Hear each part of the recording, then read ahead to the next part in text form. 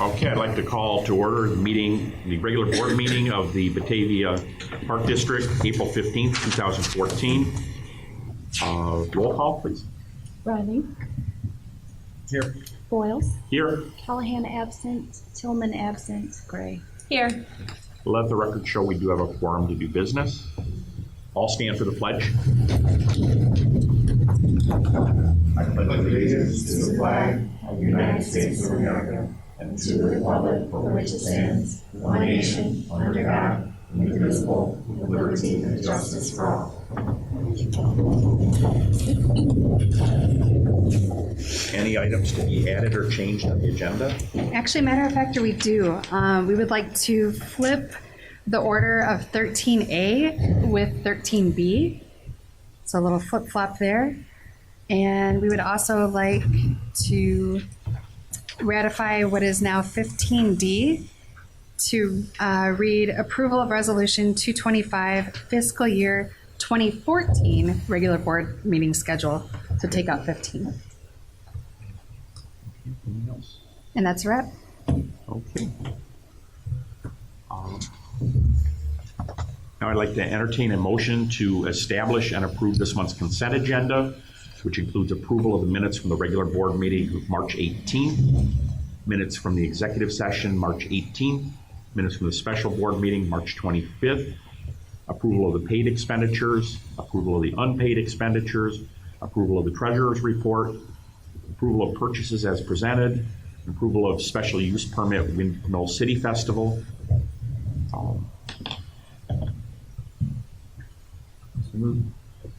Second.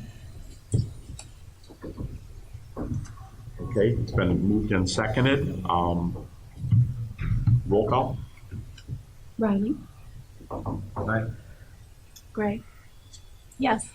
Boyles. Aye. Callahan absent. Tillman absent. Now I'd like a motion to approve the consent agenda. Second. All in favor? Aye. Aye. Aye. Opposed? Approved.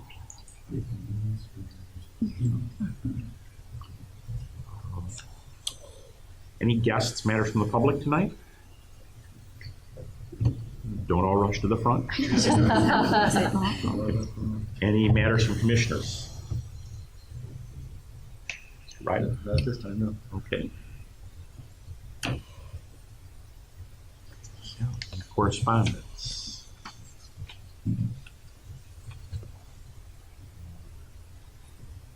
I just got to get to the right place here. That's it. We actually do have correspondence this month. Is it 44?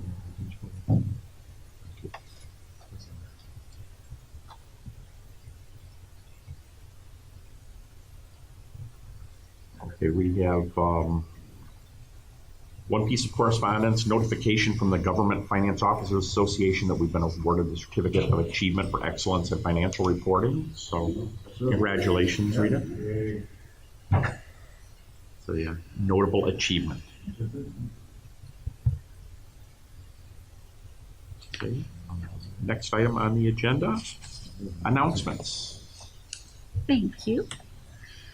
Kids of all ages, are invited to put their imaginations in gear as they climb aboard and explore an assortment of vehicles at Touch a Truck Day on Friday, May 16th from 10:30 a.m. to noon at the Eastside Community Center. Kids can climb in, on, and around a fire truck, trolley, dump truck, crane, and more at this free hands-on family event. In case of inclement weather, the event will be held on Friday, May 23rd at the same time and place. Parental supervision is required, and don't forget your camera. Gear up for summer fun at Hall Quarry Beach. Season passes are on sale now. Stop by the Civic Center or the Eastside Community Center during regular business hours to purchase your passes. The first 100 households to purchase a season pass will receive a complimentary beach ball. For more information, please visit our website at bataviaparks.org or call 879-5235. Thank you. We have no affiliate reports tonight. Staff reports? Anything other than? Staff has a few highlights they'd like to share. Okay. I wanted to start off by saying that I'm very thankful we get the absolutely dust weather last week and got the roof on the ERO building over on the east side seven. We got it all done on Saturday and then got the rain Saturday night and Sunday, and we were very good. Been showing signs of leakage, so after I don't know how many years, that facility has a brand new roof. So we're very excited. That's our rec staff that work over there. I actually don't have any highlights. My highlight will be the budget report. Oh, good. Which is a huge highlight. Director Locker. Well, up until this morning, when we had the 1.5 inches of snow on the ground, we've been busy working on getting all our athletic fields ready for the upcoming softball season and whatnot. And we, working together with Rec Supervisor Ryan McCauley, we're very pleased on what's yet to come. So just Mother Nature needs to cooperate a little bit. Starting to green up a little bit. Yeah, it's greening up real good. A couple more thunder and lightning storms, get some free nitrogen, we'll be okay. Yep, the recreation department's had a very busy couple of weekends. We had the Nays basketball tournament with 49 teams, which was great showing. Same weekend, we actually had the dance recital also, where we had over 563 people come out to watch the performance. So ticket sales were great. Wanted to thank all of the volunteers and all of the rec staff and all the other departments that came out to help with all of those. And then last weekend, we also had the Easter egg hunt, over 500 participants. Also the food bank, we gave them the largest donation that we ever have during that activity. So it was very well received. And then also, this was the first year with the Fox Valley Special Rec Association, and they really enjoyed that Easter egg hunt. It was really neat. It was an adaptive egg hunt where the rec staff had hay bales that were set out and the eggs on the hay bales, so that wheelchair accessible. It was like a wheelchair accessible hunt, so it worked really well. I saw the hay bales and was wondering about them as I drove past. A great idea. We are very excited and have fingers crossed. We sent in our application yesterday for the Illinois Department of Natural Resources grant that would provide up to $40,000, a little over $40,000 in funding to employ youth this summer, ages 14 to 18. Some of the projects we came up with were painting, the boat club, a couple garages, a lot of conservation work, working on the rain garden, recreation programs have a couple opportunities, as well as working at the Depot Museum. So we have. Would we expect to hear about that? I actually heard today a few more questions, so I know that they've already seen it, and hopefully they're sending it up with stamps of approval. And then just a couple updates for both you and for the public as well. The Windmill City Festival website is updated, so our new schedule is up there. We do have some new events this year, and we do have Touch a Truck on Saturday morning at Windmill City Festival. We also have a power hour for the golf challenge for the teen center. For the last hour of the golf challenge, all the proceeds will go to benefit the teen center. And that whole list, as I said, is on our website. We're doing, on the Windmill City Festival website, windmillcityfest.org. We're also doing a live band karaoke, which I invite all of you to come out and participate in. Show us up. And then I also want to let you know that we do have our e-newsletter jump started. So we're going to be doing a big push to get more people to sign up. It is a subscriber based. So we will be sending an email to our entire database with that link for people to sign up so that we can kind of grow that database. And once a month, we'll be sending out the e-newsletter that will have updates and programs, events, things like that. So big things happening across the district. Thank you. I have a question. Alex, for you says in here you met with somebody from the Professional Disc Golf Association, and so any information you can share about the prospects of that facility? Yes, actually, both Ryan and I met with him, met with one of the members of that. He was looking at a few improvements that might be possibly be able to do that with some tee boxes. So actually right now we're putting together a possible program. Once again, this is all just in the beginning stages, but a possible program where we might be able to find sponsors for the holes and actually get some tee boxes, some signage out there, and just try to improve upon, what's already there. Yeah, I get a subscription to a sports events magazine, and there was one issue sometime in the winter about how disc golf is really becoming like a new trend, and they have a very diehard following. And so I think we have a pretty good facility that might be able to bring people from Illinois to our facility, maybe run a tournament of some sort. I don't know if that's a possibility right now. It could bring a lot of visitors and folks to use our facility, and whatever fees are associated with that. Yeah, definitely. We're looking into that. I know that our disc golf course is more of, it's not a beginner's course, it's more of an intermediate course, which is actually, I think, really good, because then we can try to bring in a different level of disc golfers out there. So once we do start doing a tournament, we'll be able to get those people in. I know a lot of it when it comes to disc golf, they like a lot of the grassroots kind of programs instead of the big organized events. Right. So with that, that's why we're kind of working with them, help them grow that grassroots so we can get to that next level. Okay. And we are currently renting the disc golf course, excuse me, to organizations that want to use it for tournament play. Oh, great. So for those of you that are at home watching, it's $100 per day. So. Director's report?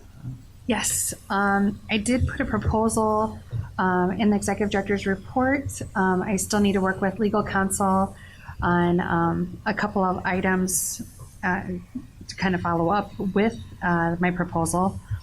But the Partner Affiliate Friend Program it served the district very well for many years. It was a manageable framework for how Park District resources should be used and scheduled, whether it meant field allocations, priority use. And throughout the years, the program hasn't been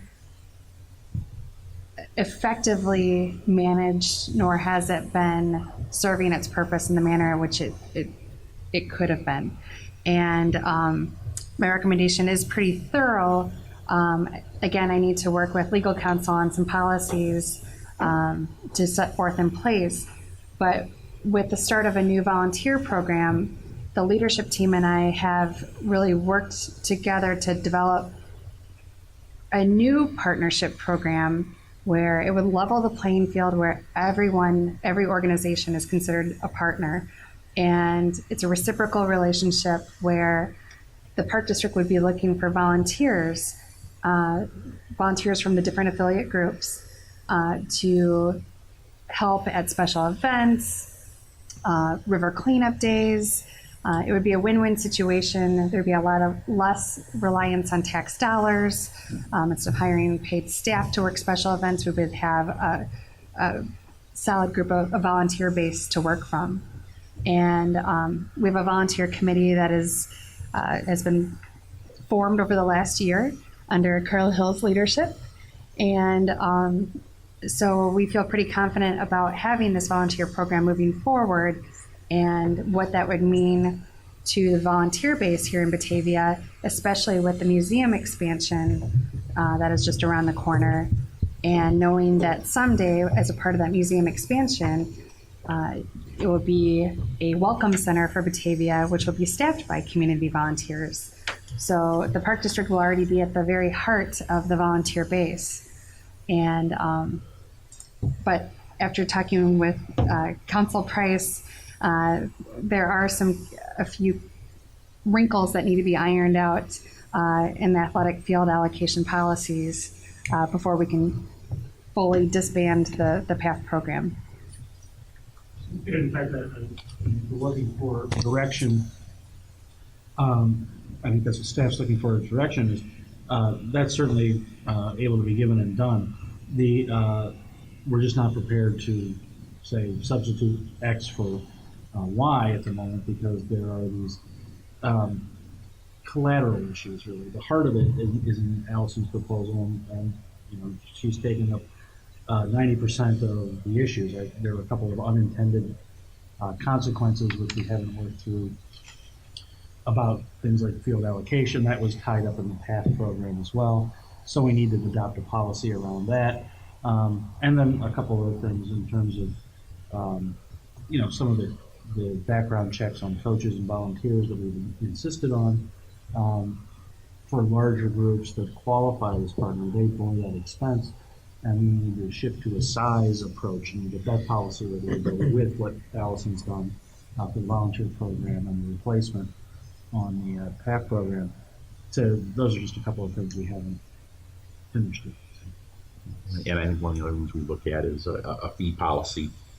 If this is going to change a rental fee policy for different groups. And I agree. I think all of it kind of needs to be packaged up, and it's a little premature to just say yes.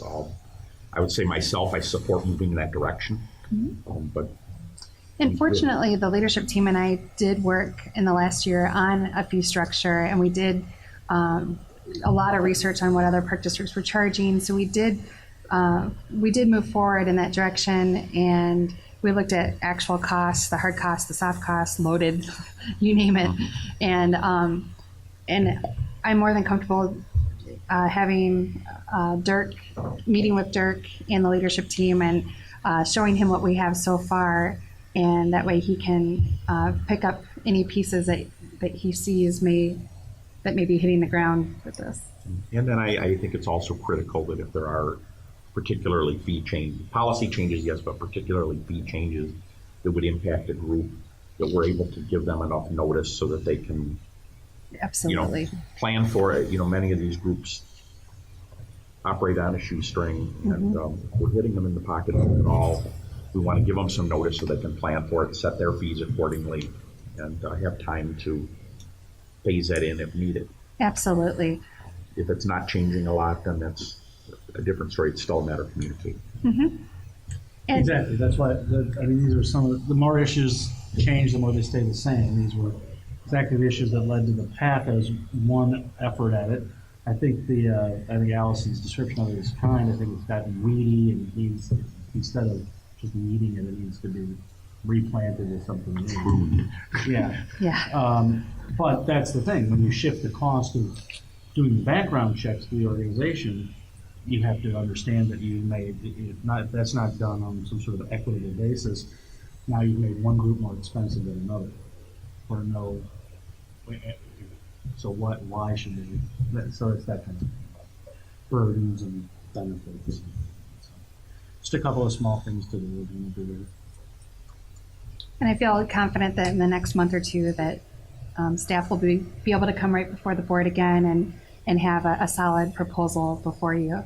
So that way we can confidently move forward and away from what was known as the PATH program and move forward with a true partnership program and solid athletic field policies in place. And what you did here was very nice. It was very, very thorough. When you come back, more thorough, or more. You also have give us the numbers for the field rental. Give us the cost structure, what it is now, what you're proposing to do, and how it's going to pay for itself.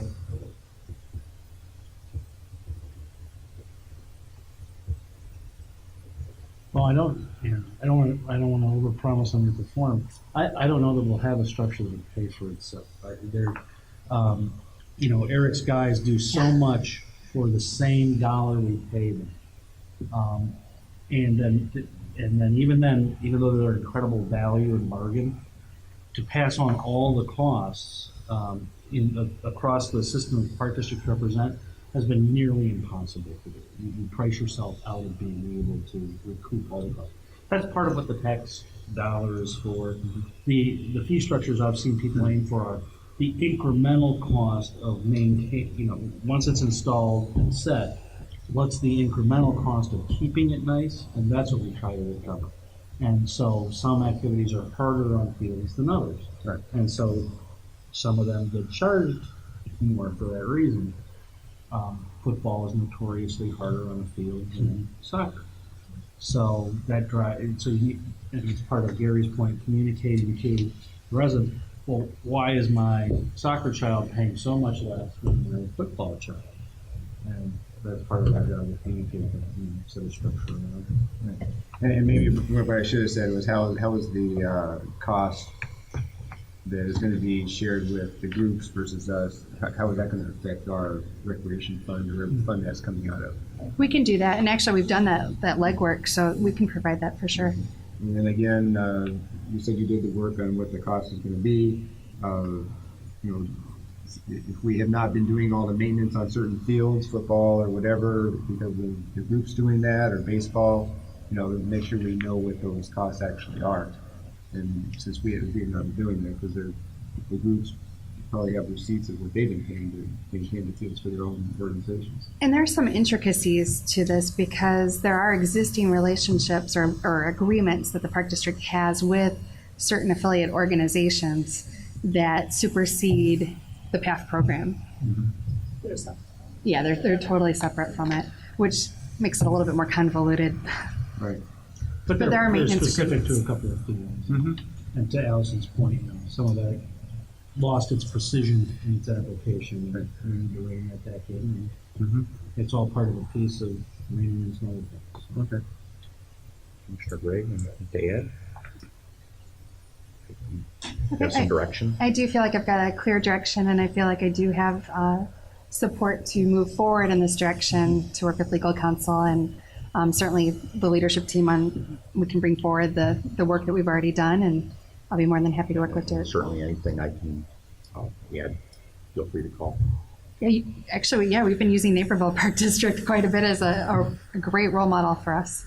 Oh, and for people to understand, Gary's on the front line of that in Naperville in his job. So, and as a customer, I have actually sent thank you notes complimenting because it's hard to explain to parents sometimes, but Gary does a nice job with that.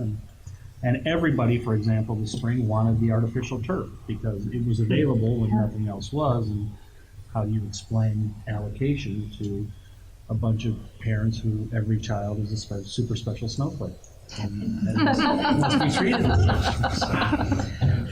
So yeah, I would as long as you've checked in, I would make sure we mine Gary for all the information we can get. And we'll have to find out more information on the goats eating the weeds from the different park fields as well. They may bring them back. Yeah. That was interesting. If you've got poison ivy, that's the thing to do. Okay. But I don't Thank think you. Eric lets that happen. And that's a wrap for my report. Thank you. Okay, now we are going to talk about the rollout of the volunteer partnership program. 13B. With that being said, I'll hand it over, drum roll please, to Museum Director No drum roll. Carla Hill and Brittany Bogue, who's our Marketing and Sponsorship Coordinator. And who is also my co-chairman for the committee and has done a great amount of work. So, but the whole committee has, and if you're part of the committee, Carrie's part of the committee, Jen is, Alex is, Eric is, and we're really pleased with what we've been able to accomplish so far. As some of you know, or probably all of you know, last week was National Volunteer Week. And volunteers are very important to the operation of every district. And they provide cost savings, they provide needed support for special events. There's just so many things that volunteers can do for you. So about a year ago, we started working on developing a very comprehensive volunteer program for the district as a whole. The museum has used volunteers from the time that I started, and I'm not going to tell you how many years ago, but we've always had volunteers. We have over 100 volunteers. And they have played such important roles and saved the museum and the district a tremendous amount of money. And we felt that, we really needed to create a program that the whole district could use based on not only the museum program, but a program that Eric Locker was working on when Mike Clark was here. And, so many of us have had this as part of our work plan for a while, and we've decided to see how far we can move ahead with it. And as being part of the partnership program, I think it's going to be a great program. At your place tonight, we did place a volunteer handbook that was originally developed by Mr. Locker, but a lot thicker and more oriented toward parks. And so we took that handbook and we actually rewrote it a little bit to fill the need of what our program is going to be. And you'll see that it has a mission statement, an application process, volunteer rights, the program application, the medical release form, and volunteer evaluation. We're open to any comment on this program. It is not cast in stone. That's why it says draft on it. But we are very happy with the direction that we're going. Also, we have our new brochure, and if you look at the brochure, you see that it's very colorful. The marketing department did an absolutely fantastic job on it. And we have our own tagline. It says, "Be part of the fun, volunteer." And that's our new tagline for this program. Also on the back, you'll see some statistics, the trends in Illinois. And at the top, we are showing some hours, and all of those actually are museum volunteer hours from this last year. We will be working with each department to develop training and to actually choose the events that we're going to need the volunteers for, and that's why all the department heads are taking part in this process. And we're hoping also, I don't know if you ever attended, but the League of Women Voters here in Batavia used to produce a volunteer fair that was very successful. The museum always took part in it. And we're going to attempt to bring that fair back, probably in February. We wanted to talk just a little bit about the process, and so I asked Brittany to do that part of the presentation tonight. But if you have any questions again, I'd be happy to answer them. So. Sure. So for those of you who are visual, like I am, I printed out its steps of the volunteer process. So it's just a very brief one that we've kind of discussed as a committee to go over.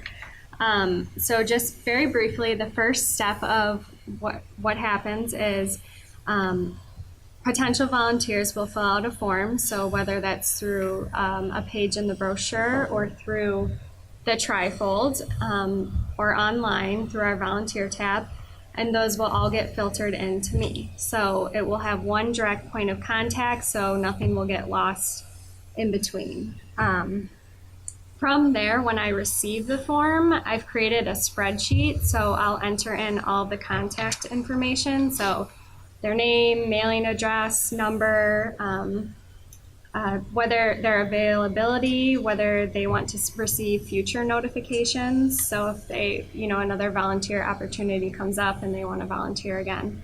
And that's on our shared drive so that all staff can access that to see, if they're interested in a special event or a senior citizen group, and maybe they'd want to volunteer for the Depot Museum. So that's just kind of a place where all staff can go and gather that information.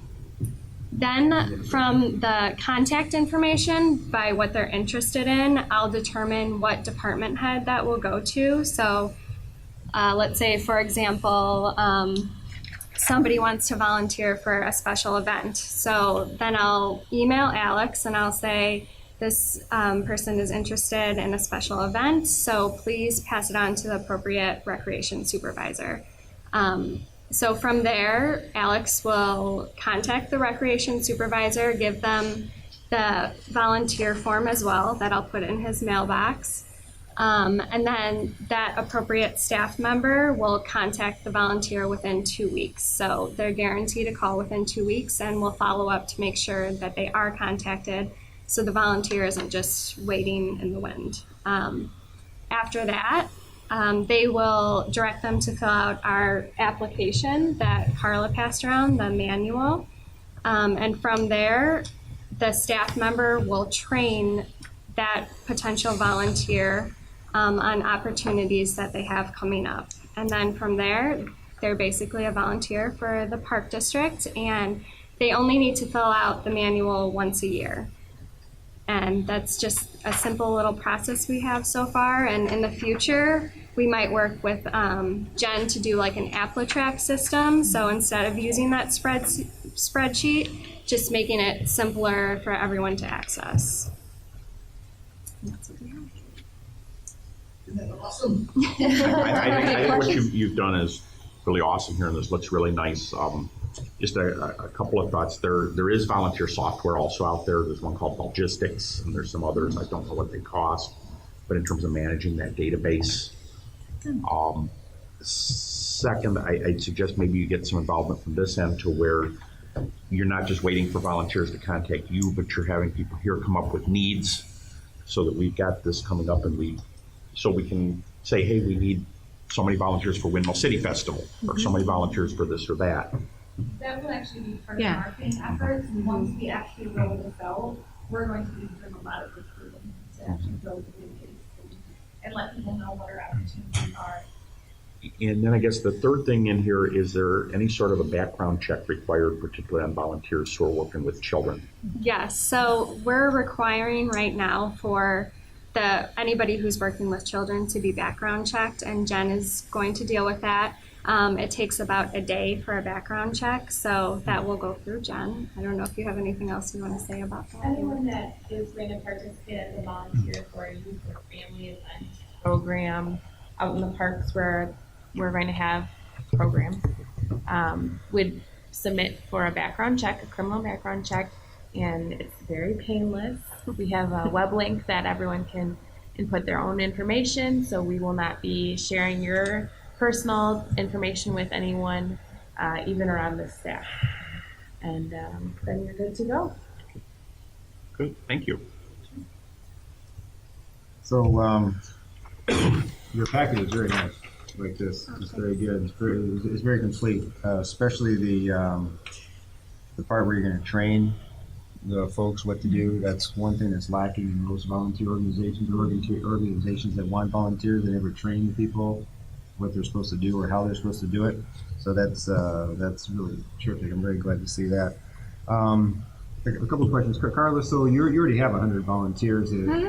Pretty steady. Are they going to go? Do they have to go through this process too? Some of the processes we do. We have never done background checks because they don't really work directly with children. But they are trained on a yearly basis. They have their own handbook and manual, and every time that Paderma asks us to add something that would regard volunteers or volunteer staff, then we train them. They're trained on right to know and sexual harassment and things like that as well. I mean, everything is included in our training. And we do recognize our volunteers, and we're hoping through this program that we will have a recognition program that goes along with this. And like you said, there's nothing worse than bringing a volunteer in and then not having someone there to say, okay, this is your job. Here's what we would like you to do. And so training will be really an important part of it. We want that to really be, a well done part of the program. And I'm confident, just these two co-chairs right here, Brittany with her vast experience working with the American Cancer Society and the volunteer base there, and then Carla, of course, working with over decades with volunteers and managing them so well, and then just a stellar volunteer committee that has had years of experience working with specific projects, whether it's the Lions Club at the Easter egg hunt or the river cleanups or Eagle Scout projects with Eric. I really feel like we've got, the dream team together to create this program. We're really excited about it. Yeah, we really wanted all of the department heads to be vested into this program so that they agree the direction that the program is going in, and they agree that, the use of volunteers can only, create a better relationship in the community between the park district and our community by inviting them in, letting them see what we do, even behind the scenes, like at the museum. But it'll really create a great, I think, feeling between, our community and our departments. So I definitely would like to see it succeed, but let me play the other side of it. So what? You already have volunteers doing very well with the current volunteers. Is this program to get additional volunteers? Is that one of the objectives or the objective? Yeah, we're going to market to bring in volunteers. A suggestion today was to, go to different colleges, people who want those volunteer hours, who want to put them on their resume, to actually come out and help us. So we want to go to different schools, drop things off at the library, put it online through Facebook, just trying to draw volunteers in to help us. Our primary database right now is for the Depot Museum. Yeah, that's where primarily our volunteer group is. So the goal, we're underutilizing volunteers in other areas, especially from a cost saving standpoint. So the purpose of this program will then be to reach out to have that larger pool to be able to, for the Easter egg hunt that we just did this past weekend, have extra hands to help put the eggs out and to help coordinate the kids and to kind of alleviate that from the staff a little bit and to allow us to do some of the different roles with the events and things like that. Okay, I think it's a great program. I think it's a difficult program for it to be a success. I want it to succeed. I think what you just said is a great benefit. I see some obstacles which will go on for forever. There's just in organizations that I'm with, it's tough to get people to volunteer when their kids involved with something, and to get people that are involved in what we're doing here, for different events, like for that festival, for the Easter egg hunt. I think it's great if you can do it. It sounds like you have a pretty good program foundation. You have background in that, so I think you're on your way. And I want to see it succeed, and please give reports on how it's going. Well, that's part of the what we'll be training our staff on. We are going to be asking them to begin logging all volunteers that they use, and so we'll be logging all volunteer hours and then reporting back to the board. Okay. With some of the statistics. I mean, Kristen already uses volunteers for Haunted Quarry. She uses high school kids. We have volunteers that are down on the Riverwalk helping the foundation, but nobody's really logging those hours. And so, and that in itself are other places other than just the museum. I run the whole quilt show basically on volunteers. We don't have paid staff there. And one thing, please, appreciate the volunteers. I think a lot of people volunteer and they just kind of come. Right. Sometimes they don't have a job to do. Like you said, you give them a job because they want to do something. Yes. And then recognize, and maybe the board can help with some sort of way to recognize people because they volunteer and then they go away and they, did they notice that even if I was there, did I make a difference? Karen, that's an excellent point. And we actually, in the budget that we're going to talk about in just a few minutes, we put in for a volunteer picnic, appreciation picnic. T-shirts. Yeah. Yes, that's what I was going to say. The committee actually has talked about that. And I think we've kind of drawn from our own volunteer experiences. I was a volunteer coach with Fox Valley Special Rec. I did Big Brothers Big Sisters. Going through those processes and knowing what helped me, like what, obviously I was doing it to give back to them. But like you said, at the same time, you want to recognize the volunteers as well. So every volunteer will have a T-shirt to begin with, so that at the event or wherever they're at, they're kind of recognized as a volunteer, so people know that. And then I'm doing like some type of, whether it be an ice cream social or some kind of thank you gift at some point. So that's definitely a part of it as well. And just to assure you a little bit, we do get people interested in volunteering currently without having a program in place. So I'm not as concerned about getting people in to volunteer based on how many people we do have asking that question already. We just didn't have the actual process in place yet. Great, good. Another thing I wanted to know is all the valuable hours parents put in on an annual basis for the coaching, assistant coaching, dance recital, those types of programs. So those are very near and dear to our hearts as well, although they live outside of this particular program. Okay, good. And I think the motto for this program really is, at least the internal customer service motto is more like recruit, retain, appreciate, repeat.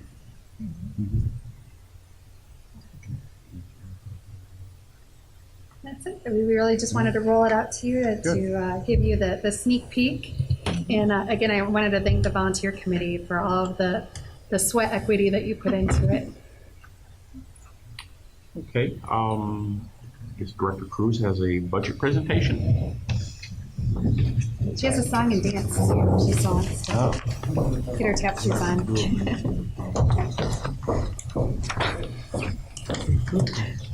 Do you want us to give them You're down, we're up here. Yeah. That's right. Oh, that's the approval, sorry. I want to get ahead of yourself. I think that's that way.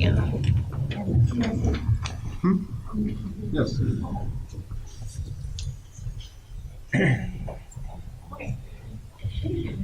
I'm here to talk about the fiscal year 2014 budget.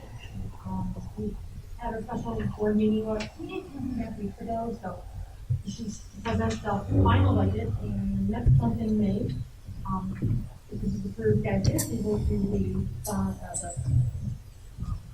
the budget and appropriation ordinance in May. So first start off, everyone remembers that this is a leap year. This is not a program year. This is a conversion year into a calendar. So what you will see, is always an annual basis. It's used to have in the past, many years. And first we'll talk about the projections for this year, for 13, 14 years we'll call it. And after that, we'll talk about the 2014 year. And also some concluding statements.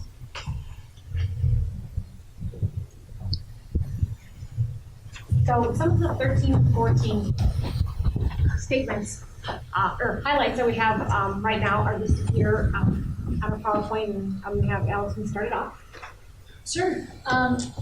Each of us are going to chime in during certain parts and maybe elaborate a little bit. First up, we have the final phase of the reorganization plan that was implemented. The reorganization plan really maximized staffing efficiencies. Also, departmental hours were evaluated as well as building hours. And looking at each of the positions, which really ties into the compensation plan as well, to make sure that positions that were full-time needed to still continue to be full-time, and if there was enough value packaged into each position to qualify it for whether it's an exempt status or not exempt status as well. But the reorganization, we brought in a change management trainer, Pam Vandenbush, to work with staff on some of the coping with the bigger changes that were made to the reorganization. Okay, we also completed our full-time compensation study adjustment and the year one for part-time. So this means we are competitively priced to attract and retain high-level employees. As we're talking today, we asked the board, they approved to transition to a calendar year. So that was also this year a big highlight to make a decision and move ahead with this new calendar year. Oh, sorry. Believe it or not, we're coming up on a year already of the new BataviaParks.org. So we've had a lot of positive feedback on it. And part of the continuation now will be ever improving the website and adding something new every year, keeping it engaging. I'm happy with the analytics that we've been getting. So we're averaging around 4,000 people a month looking at it. So I would like to raise that number, but I think that we're at a pretty good number, and drawing people in by doing some contests and some surveys and things like that. So that will be a continuing effort at this point. And then we did publish an annual report. It had been a few years since we had done that. Again, I think that it was a nice, transparent report to have out in the community and to be able to give our residents a breakdown. So we will be looking to do that again this year as well. And in the Parks and Facilities section, we saw some improvements in both areas. We did some adjustments in our service ranges, and as it relates to athletic asphalt repairs and athletic field renovations of Woodard Park at Clark Island Park. We did some riverbank restorations and the South Plaza and Riverwalk landscape improvements, as well as having a growing season and maintenance season for our new disc golf course. And in the facilities, the Depot Museum received a facelift on the entrance decking, and the Eastside Center, we completed our lighting upgrades on the inside of the facility to T8 bulbs and ballast systems. And our Eastside Recreation offices we're in our second phase. We're going into our second phase of trying to give that building a little bit of a facelift as well. Thank you. In the Recreation Department, we continue to expand our recreation program offerings. And then also this past year, we did have the Way Back When Days, which we lowered the prices for the quarry, and it was very well attended.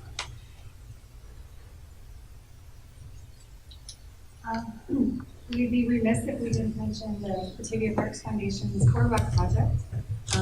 We partnered with the Parks Foundation and the city on putting forth dollars towards this project, and also a riverboat grant for $50,000 is also a part of the funding. And the anticipated completion date is summer of 2014. So we will be looking for dedication, and I'll be looking to invite all of you out to the boardwalk this summer. As part of our transition plan, our ADA transition plan, we did two projects one at Kemp Hall and one at the Depot Museum. Both facilities were fitted with new ADA accessibility ramps. The ones that were there did not meet the current code and were replaced. That project has just been completed as well this month after the nasty winter. We also this year saw an increase for need for inclusion aids. This number has been going up dramatically in the past 4 or 5 years. We really don't see it stopping with the need for residents for these inclusion aids. Partner with Foxway Special Recreation Association. We're definitely seeing this increase, and we're going to probably see also for the future as well. We thankfully, a long-awaited project.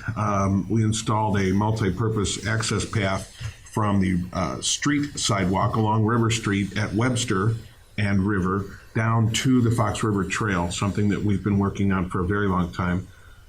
We had to acquire some property and then get the project done. We were able to replace 2 furnaces in this building as part of our capital development program, as well as all 6 unit ventilators in the classrooms at the east side. Those units that were replaced were installed in '95 when we redid the whole building, and technology had overtaken them, and it was they performed extremely well over the winter and hopefully now into the summer again. And last, we replaced the deck system that surrounds the diving tower and drop slides down at the Quarry Park. We utilized a hybrid kind of wood plastic system that is going to be aid in the drainage of that area and lower our maintenance costs dramatically. So looking at the performance for this year projected against the budget that was passed last year, we're looking at about a 97% revenue to projected revenue to budget, and about 98% projected expenses to budget, which leaves us a surplus of 13,300. The budget amount from last year was 53,000. So there is a difference in there, and the next slide will actually kind of explain why. So this breaks it down by each fund. This does not include capital development or debt service funds. It only includes operational. So as we look at corporate, we see here that there is a projected net deficit of $90,000, which was actually a budget of $225,000. So in corporate, we actually held our own. We kept expenses down. So we know corporate, the biggest revenue is property taxes, and that's a very steady revenue stream. So revenue did not change much, but the expenses definitely were kept low. For recreation, the budget was $262,000, and it's coming in about $192,000. That's where you see a lot of the decreased revenue with a lot of the decreased expenditures. That could be because of programming that's not running, which is okay because that would really offset each other, and that's net zero. There's no programming, obviously no expenditures to that. The quarry season, as I think we've talked about for many months now, just had an awful year. We know that the weather was not great. Unfortunately, it took a $57,000 deficit for the end of the year we're projecting. Hopefully next year will be great. Not quite sure right now. It snowed on the ground yesterday, but we are really hoping to have some sun come out and have a good year this year upcoming. The teen center is at a projected loss of $36,000 compared to the budgeted $3,600 deficit versus a budgeted $3,200 surplus. Most of this is because of the NAES tournament that the teen center did not run. Therefore, there was a very large revenue and a very large expenditure, but unfortunately, that did not happen. So some of that reduced, especially in the revenue. You can see the difference in there embedded because of the NAES tournament. And the school district captured the revenue from the teen sessions, and we have planned for the teen center to capture those revenues. Museum pretty much held its own. The projected deficit's $9,000, and the budget was $13,000. Some of the savings did come in when we redid the decking, so there was a significant savings there, which helped a lot. Public liability, that is projected to be a $1,000 deficit or surplus versus a budgeted $3,000 deficit. Some of the savings was having, because we had the HR risk manager position open for a few months, there was some payroll savings in that line. And special recreation, which is near and dear to my heart because I just spoke about that earlier. We have a projected net deficit of $19,000 compared to a budgeted $30,000. That biggest difference does go back to that need for inclusion aids. There's a very large swing of a $25,000 budget, and projections are significantly higher due to that need. So overall, we're looking at $13,000 in surplus, which is great. We're breaking even. So looking into the future, these were the guidelines that we looked at while we were doing our budget process. We are still looking at continuing declining EAD. For 2014 is 4.7. It's been around 5-ish% for the past few years. We're only looking at 8 months of expenditures. Now, when you get to the recreation side, that's a little different. If you look at something like the Quarry Fund, where their program expenditures will all fall in the 8-month year, but their utilities, their water, their gas, their electric, and things like that, that will actually be for 8 months instead of 12. So it's a little difficult. It was a lot of work to budget and to look at the details, and you have to really think about every single line you were looking at. And for the viewing audience at home, the reason why we're looking at 8 months is because this is a stub year. We're actually changing our fiscal years to calendar years from January 2015. There is a 1.5% salary merit pool increase and a 1.5% scorecard pool. Capital improvement program, which is within all funds other than capital development, is at a reduced amount for that same reason, because we are in an 8-month year, we're not in a full 12-month year. We did focus on alternative revenue sources and cost containment throughout this budget. You'll kind of see it scattered, but it was one of the things we did look at, especially during the process and even reviewing after the numbers were in. And CDP budget continues to include facility infrastructure improvements, which we'll talk about in about 4 minutes.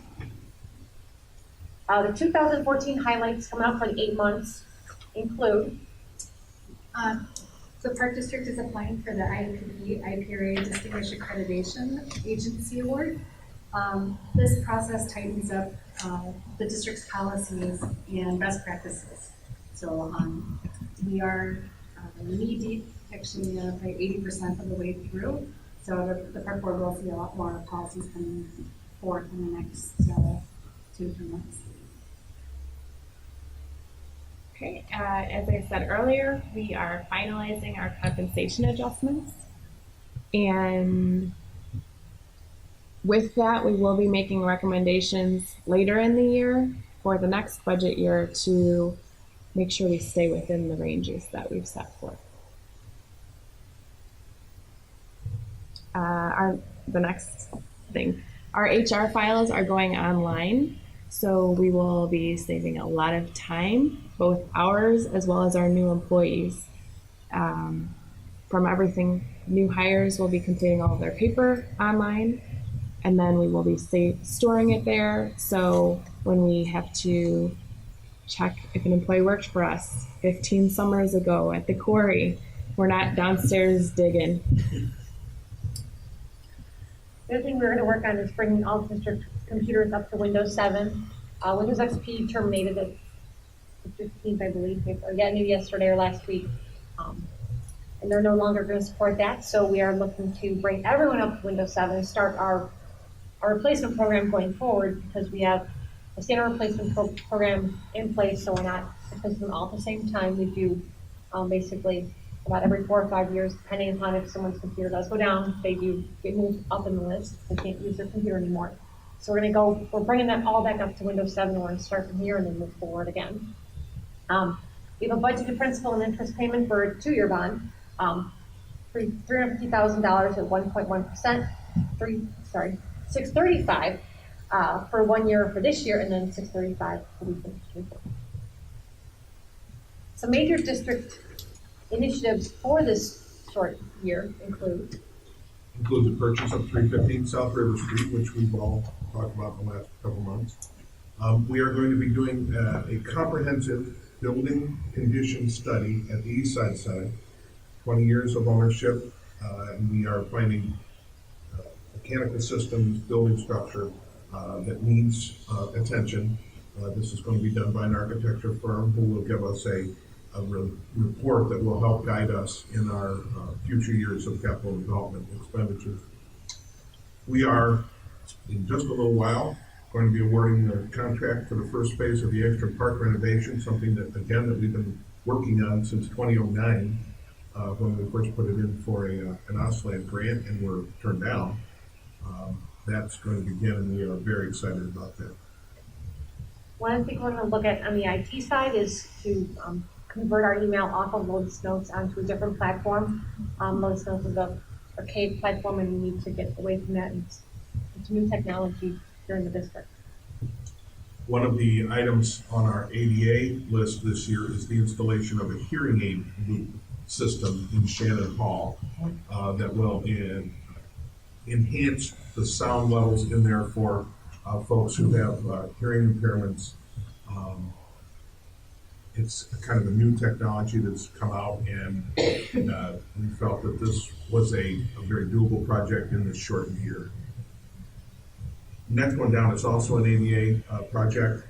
We are going to be replacing the shredded wood fiber, engineered wood fiber product that we use for safety surface out at our South Mill Creek Community Park playground, which is our most accessible playground in the district, with a poured-in-place rubber safety surface that will make it even more usable for those with the special wheelchairs and any mobility kinds of issues, challenges. In addition to our HR files looking a little bit different, distinguished accreditation as well as best financial practices has us looking at our program and facility benefits for staff to make sure what we're offering is consistent with what our neighbors are offering and everything's being reported correctly. We also are going to investigate providing an opt-out program to contain our health insurance costs. Okay, so looking at the numbers compared from the projections for this year to the revenue or to the budget of next year, which is an odd comparison, but I still want to show it. If you look at 8 months versus 12, as you can see here in the corporate fund, revenues are almost even. That is because the largest revenue source in corporate is the property tax levy. And we receive all our property taxes within that 8-month period, beginning in May and ending in November. So we will receive all of that revenue which you used to use for 12 months actually in that 8-month period. You'll see expenditures are down because a lot of the expenditures in corporate are fairly level, other than Eric's Parks Department is more of a they're more cyclical in the summer, but you do see some decrease in there. Recreation, because most of it is based on an actual 8-month period because of the revenue. You see that both of them are decreased almost equally in comparison for the 8-month period. Corey, as I kind of spoke of earlier, we're in the same situation where, we are actually have all the revenue and most of the expenses other than those 4 months of the utilities that we pay on a monthly basis, even though the facility is not running. Teen Center is somewhat the same way. A lot of things they do, they're doing it more on a monthly basis, so they don't have any cyclical nature in them. Museum, you do see the revenues, they're up a little bit because of some increases in programming, but there as well, since their bigger base is property taxes, you'll see 100% of the property taxes or revenues in there and reduced expenses. Same thing with public liability as well. You're going to see 100% taxes and only a portion, which for that fund is basically our insurance that we pay. So you see 8 months of insurance payments versus 12. Special rec, you don't actually see much of a difference there. One reason is because the Fox Valley Special Rec contribution is made during that 8-month period, and that is the full about $161,000. So that number, expense number, actually goes up, and partly due to the project that Jim spoke about earlier that is in that fund as well. So just some concluding thoughts is we are still in a declining EAV period right now. I wish I had a crystal ball to know where we're going to go in the next few years, but I don't think anyone does. I really hope it starts going up, but as we know, valuations lag even from the current year today, so valuations are looking more in 2012 for what the county does. So hopefully we'll be able to catch up pretty soon. We are very attentive to improving cost efficiencies, looking at processes that are easier, work more efficiently, other things like that. Side note, we are going to start the 2015 budget process in August. Can't believe it's 4 months away. We'll do this again, but staff will be starting in August again. I wanted to have 3 months of the 8-month period, just start moving forward, and we do this again. And if there's any questions by the board, I'm happy to take them.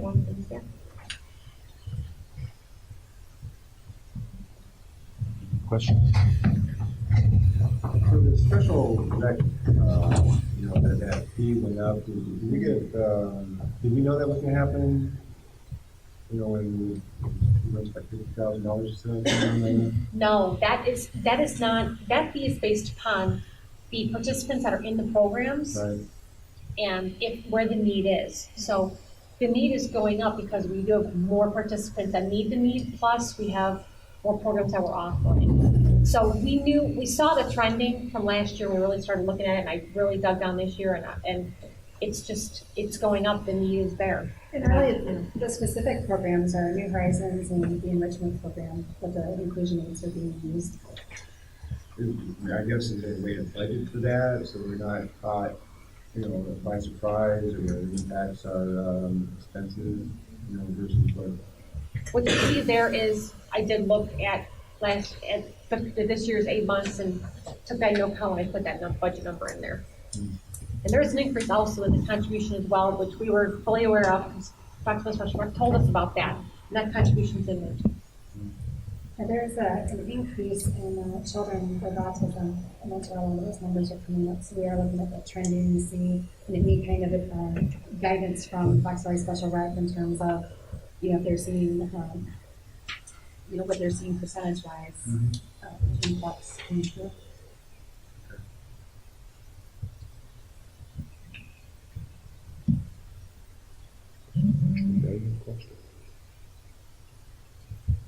Thank you. It was a very thorough presentation. Well, we certainly, all of us, I'll speak on behalf of staff, we certainly appreciated the time that you spent with us during that special board meeting, really going through the budget at that point. So this presentation is for the public to see as well, but we certainly appreciated the opportunity to allow answer any questions you had prior as well. That's a good meeting, because there are a couple of years we can do that, it really helps out. Okay. Great. No old business, so we'll move to new. We actually, yeah. I'm moving right into approval. Sorry, my bad. New business, 15A, administrative policy discussion.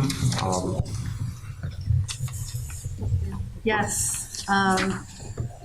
We have several policies before you. There are two financial policies. One's the fixed assets. We also have the recording of hours worked, which is a new policy as a result of our timekeeping systems that the board had approved last month. And the policies that remain in the before you are all personnel policies that Jim Rock has reviewed all of the policies. Staff has made the changes according to legal counsel review. So this is a first reading for any comments that the board may have or any questions. We have staff available to help answer. I had one on the recording of time policy. It's pretty clear on the exempt and non-exempt employees here, except for what about employees? It has all employees required to punch in. What about employees whose location does not allow them to punch in? They're out in the field or whatever. I think there needs to be a paragraph in there, something on having them report how they report their time, whether it's online or whatever. Wasn't this the call-in system? Was that what Yeah. they're going to be doing? And punch-in is generic. I mean, Okay. it's just a way to clock in and clock out. Like we explained that, a time card may not physically be a time card in paper, but it's just a way of recording time. So when we say punch, like punching their own time cards, it's more the terminology that we're using in there. They have reporting time or recording time or something. Yeah, we can change function to record the start. Right. And that's what we That's fine. Yeah, we can soften it. We won't be punching, we'll be recording. recording the start of the work time. On the approved system, you got your stuff running. Yeah, I'd definitely like to see employees using that system. I recorded it in my mind. That's the secret to your magic. And I guess if the board has any other questions on that, let Ally know. Yes, please do. Okay, item B, a approval of the fiscal year operating budget. Fiscal year 2014 annual operating budget.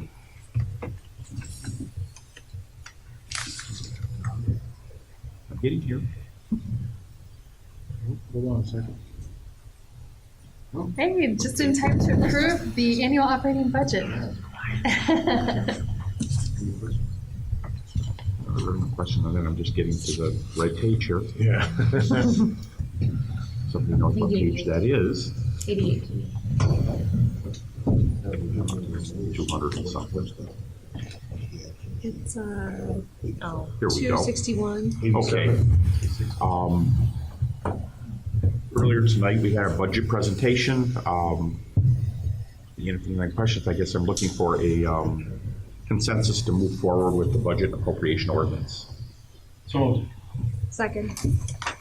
Okay, it looks like we're just getting a consensus. Are we No, actually? you're- No, we're approval of the operating budget. Okay, in here, Oh, it was in the in the explanation notes, it sheet. just suggests we give consensus to move forward. So are we approving something or are we giving consensus?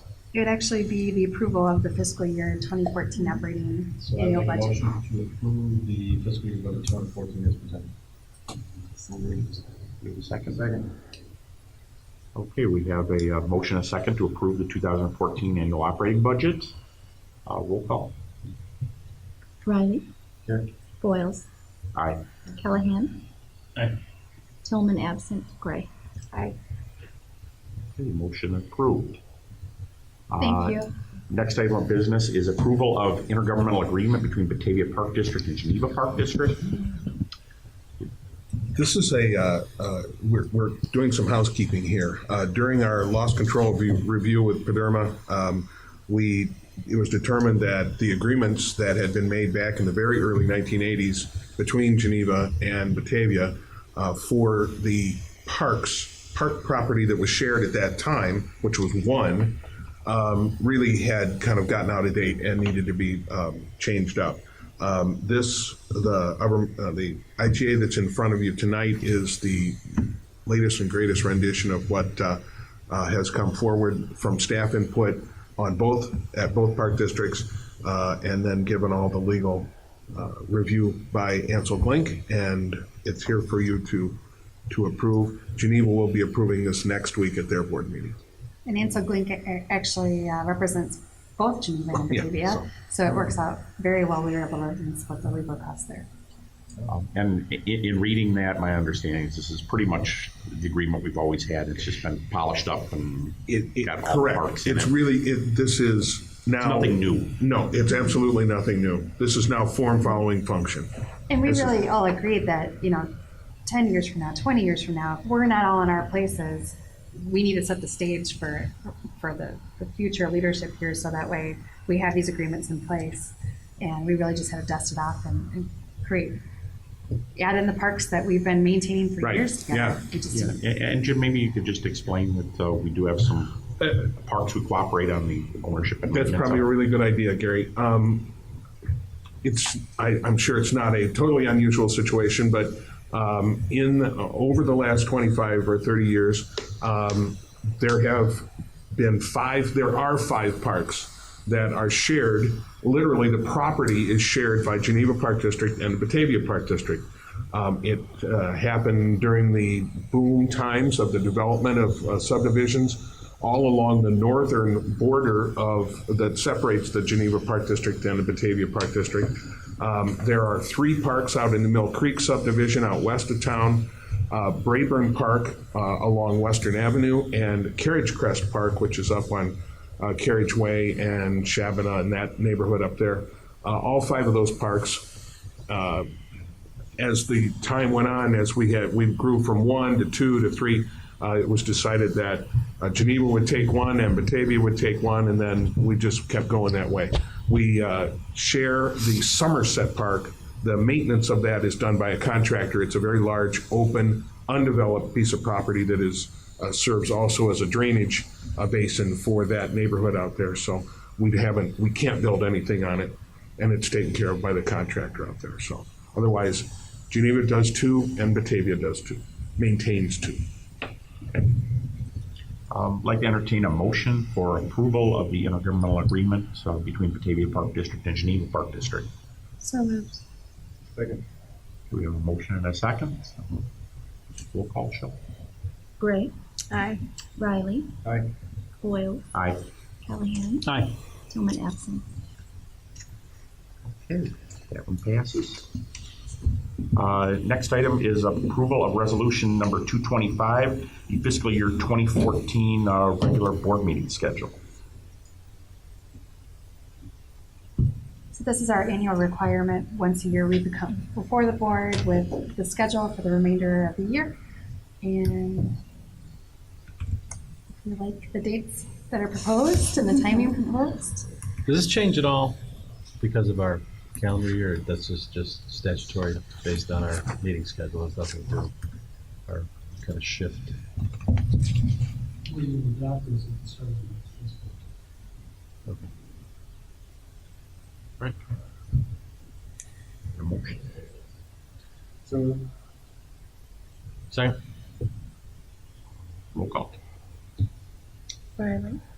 Aye. Callahan. Aye. Boyles. Aye. Gray. Aye. Tillman absent. Okay. Next item is approval of bid for Engstrom Park renovation.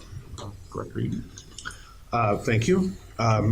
Before you is the recommendation from Upland Design, which I hardly concur with, for the award of this project to Fuerte Systems, Inc., out of Plainfield, Illinois.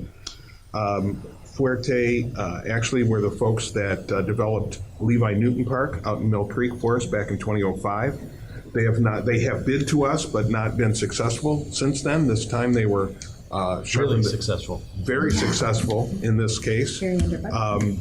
Yeah, they were well under budget, enough so that we have been able to add in both of our alternates. One is an additional running a 220 power line out to a distant spot that near our parking lot area out there. Looking forward to the potential of utilizing food trucks or something for activities in that park that require any activity that requires a larger power source, as well as adding 25 new trees to the park. That park in particular was hit rather hard by the ash borer, and we have lost a great number of trees, as well as ones that have just matured and need to be removed and replaced.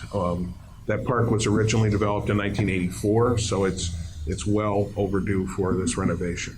What was the budget, the original budget? Our budget was $621,000, and we are asking for an approval of $564,227. Okay, so I will make a motion to approve Forte Systems Landscape, Inc. for base bids 1 and inclusive of alternates 1 and 2, or base bid plus alternate 1 and 2 in the amount of $560,427.76. So moved. No, I moved. You moved it. Need a second. Second. Not used to me moving now. What did you say? Motion by Callahan, seconded by Gray. Any discussion? Okay, roll call, please. Callahan. Aye. Gray. Aye. Riley. Aye. Boyle. Aye. Tillman absent. Might I add that this project will be beginning here, we hope, in May yet, and we will be working out throughout the summer, and this is really for our listeners at home, viewers at home, and it will be going all summer. We will be making provisions for the use of the park by the soccer folks that are using it now, by baseball that will be using it during the summer, and for 4th of July viewing of the fireworks. Obviously, those are very, very important pieces that happen in the park. So please don't be alarmed. We will be making provisions for all that use. Any report on Fox Valley Special Rest? No report. I'm Other than the waiting for pork chops were delicious. They were. Yes. They And were. thank you to all who purchased raffle tickets or purchased the pork chop dinners. I will find out at my board meeting on Monday how much was raised. Did anyone from Batavia win anything this year? I haven't heard anything. I think everybody'd be squealing. I think I could still hear them if they did. But yeah, this year I don't think we had any. The true winners are the folks at Fox Valley. That is very true. Our participants. And I believe that's the end of our business for the evening. Entertain a motion to adjourn. You want to stay? Okay, motion by Riley, second by Gray. Sure. All in favor? All in favor? Aye. Opposed? No. We are adjourned. Thank you for coming. We will see you next month.